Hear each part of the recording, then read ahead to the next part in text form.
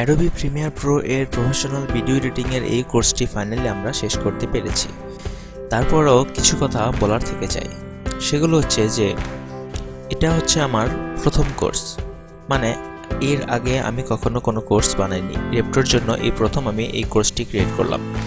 আমি হয়তোবা এই কোর্সটি করার সময় অনেক কিছু মিসিং করেছি বা এমন কিছু কথা বলেছি যেগুলো হয়তোবা আপনি ক্লিয়ার বুঝতে পারেননি বা আমার উচ্চারণেও হয়তো সমস্যা ছিল।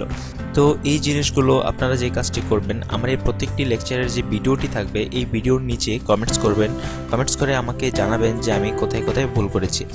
তো আমি যদি আপনাদের কাছ থেকে জানতে পারি যে আমি আসলে কোথায় কোথায় ভুল করেছি, তাহলে সেটা আমার জন্য সুবিধা।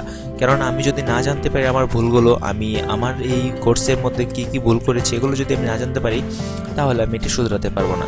আপনারা যদি আমাকে বলে দেন বা আপনারা যদি রিপোর্ট করেন, তাহলেই আমি এই জিনিসগুলো জানতে পারবো। এবং হচ্ছে যে যদি আমি কোনো ভালো কিছু বলে থাকি যেটি আপনার খুবই ভালো লেগেছে, এই জিনিসটি খুবই ভালো বুঝেছেন, সেটাও জানাবেন। কেননা আপনাদের এই ভালো কিছু ফিডব্যাক দেখার পরেই আমরা আরও ইন্সপায়ার হই। তো সবচেয়ে বড় কথা এটাই যে আমার যে ভুলগুলো ছিল বা আপনারা যে জিনিসগুলো বুঝতে পারেননি, সেই পয়েন্টগুলো মার্ক করে কমেন্টসের মধ্যে জানাবেন। আমি আপনাদেরকে সর্বোচ্চ চেষ্টা করব এই প্রবলেমগুলোর সলভ করার জন্য। সেটা হয়তো বা ফোনেও হতে পারে, তারপর চ্যাটিংয়ের মাধ্যমেও হতে পারে, এরপরে আপনার কমেন্টসের মাধ্যমেও হতে পারে। সেটা যেভাবেই হোক আমি আপনাদেরকে প্রবলেমগুলো সলভ করার চেষ্টা করব। এবং আপনাদেরকে আরেকটি যে কথাটা বলবো সেটা হচ্ছে যে আপনারা বেশি বেশি করে প্র্যাকটিস করবেন, কেননা আমি নিজেও এখন পর্যন্ত শিখছি। একটা জিনিস খেয়াল করে দেখুন যে আমরা যে আগের মোটামুটি মুভিগুলো দেখতাম এগুলোর এডিটিং কেমন ছিল এবং এখন যে বর্তমান মুভিগুলো দেখছি এগুলোর এডিটিং কেমন, পার্থক্যগুলো দেখলে আপনি বুঝতে পারবেন যে কতটা তফাৎ হয়েছে এবং প্রযুক্তির ছোঁয়া কতটা আপডেট হয়েছে।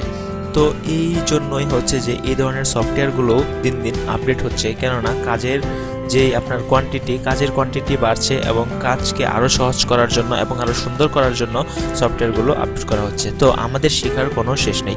আর আমি যেই কাজগুলো দেখিয়েছি এগুলোর বাইরেও অনেক কাজ আছে যেগুলো আমি দেখাইনি, কিন্তু আমি সবগুলো কাজেরই মোটামুটি বেসিক ধারণা আপনাদেরকে দিয়ে দিয়েছি এবং কীভাবে রাইট ওয়েতে ইউজ করবেন সেটাও বলে দিয়েছি। তো আপনারা প্রত্যেকটি জিনিস ইউজ করে করে দেখবেন যে আসলে কোনটা কিভাবে হয়। আপনারা নিজেই প্র্যাকটিস করে ভালো কিছু, হয়তো আমার থেকেও ভালো কিছু আপনারা তৈরি করতে পারবেন, ভালো কোনো ভিডিও এডিট করতে পারবেন। এবং সবচাইতে বড় কথা হচ্ছে একটি কাজ অনেকভাবেই করা যায়, মেন কথা হলো যে আউটপুটটা কী চাই সেটাই আসল কথা।